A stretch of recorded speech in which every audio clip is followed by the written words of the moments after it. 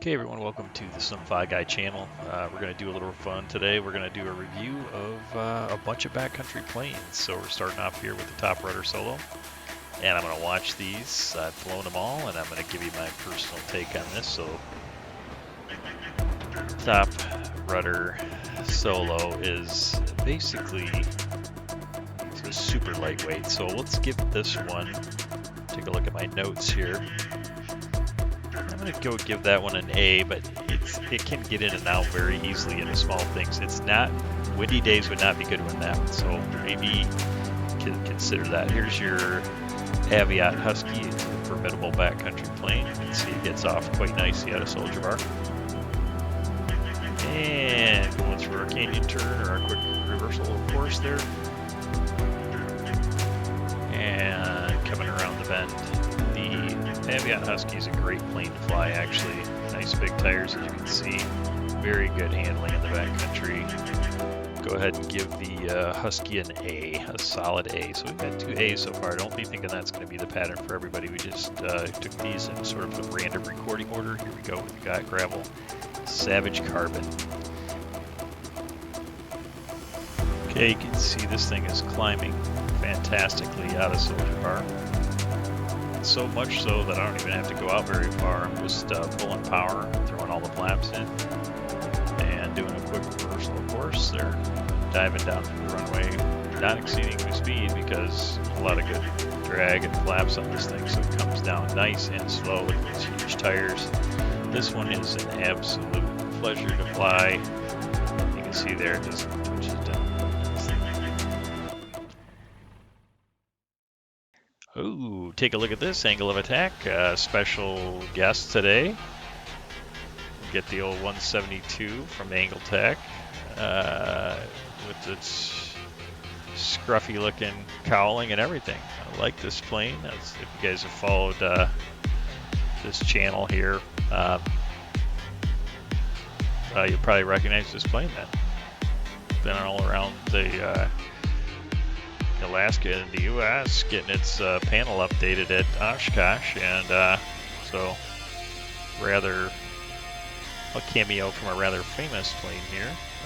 One of the very few tail numbers you'll see that won't say 107 Bravo Romeo, because this one's got its own.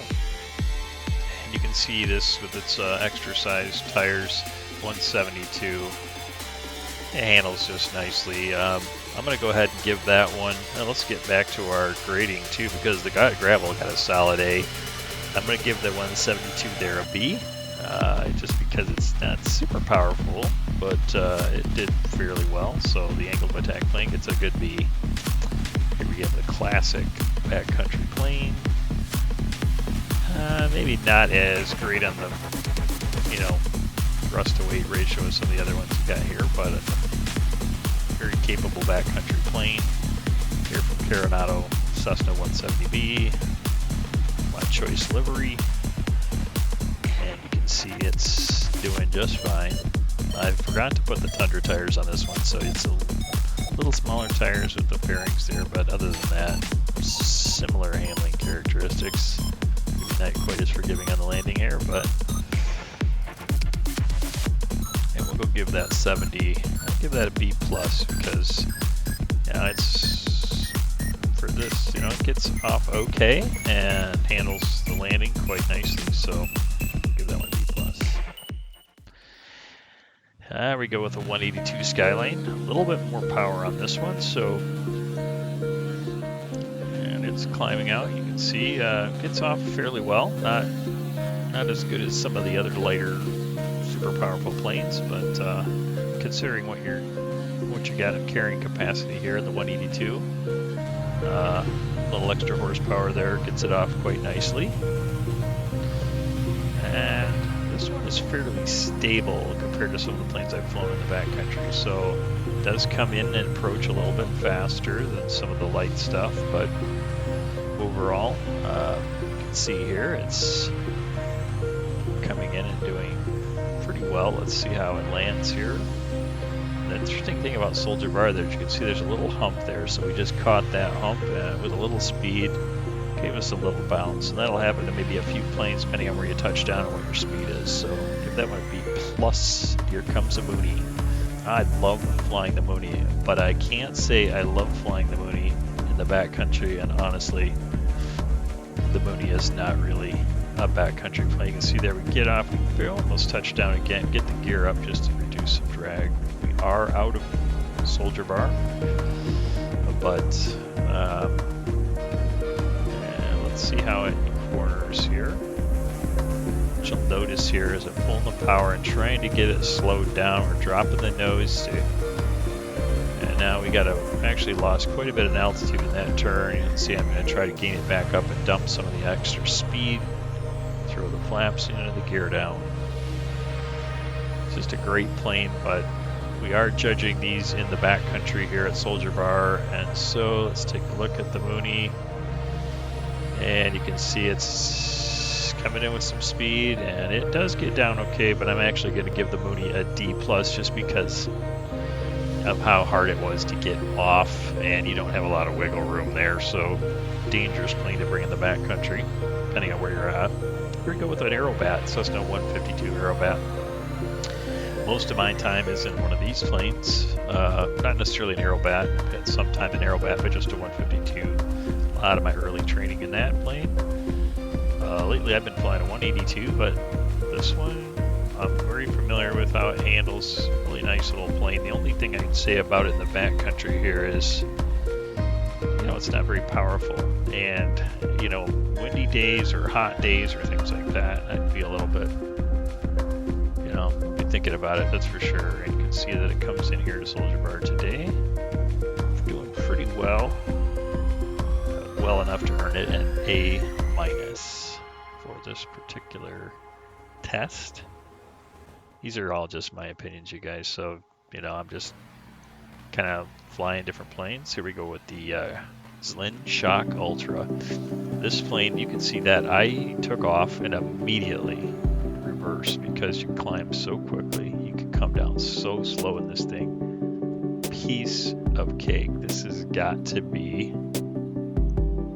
well, just look at how it touches down there. I mean, that was, I didn't splice any of that. That was just real time, 1.5 time. But I'm going to give that Zlin Shock Ultra, that is a solid A+. It doesn't get much better than that. Here we can see the Bonanza struggling a bit. Ooh, just clearing some trees. I have found that in some places the Bonanza does better than expected in the backcountry. I would think it would be too good in the backcountry. And really, you don't think of it as that, but there's plenty of strips it could get into. But a place like Soldier Bar, I'm kind of aiming these tests at tighter backcountry strips and just how these planes would perform, in my opinion, from just flying them in the sim here. And you can see the Bonanza gets down okay. C+ for the Bonanza, though, honestly. That's being generous given how it got out of there. I might rethink that one. Kitfox. So here is Trent Palmer's famous Freedom Fox. And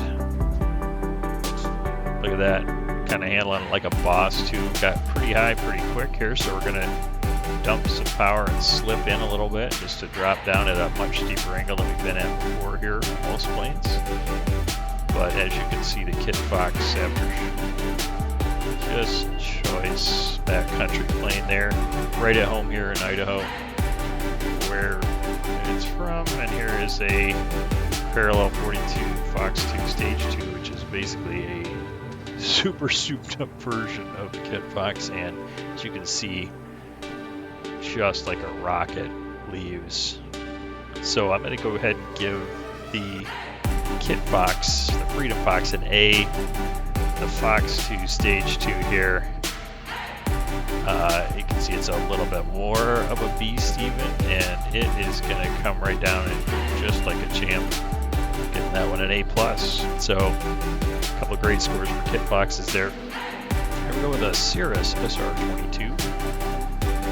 And okay, not very comfortable at all flying this one, getting out of there at least. And you know, this plane's made for speed.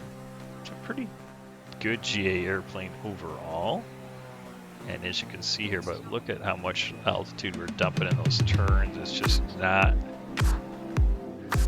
it's a lot more stressful. And you can see we're coming in more speed, flatter, trying not to, and we really did our best to get this one down here, and we did get it down, but for the Cirrus SR22 in the backcountry, C-. Okay, here we go. We've got a CubCrafters NX Cub, so that's got the nose gear, so it's like the X Cub, which we'll see next, but this one's got the nose gear, and it gets off pretty well, you know.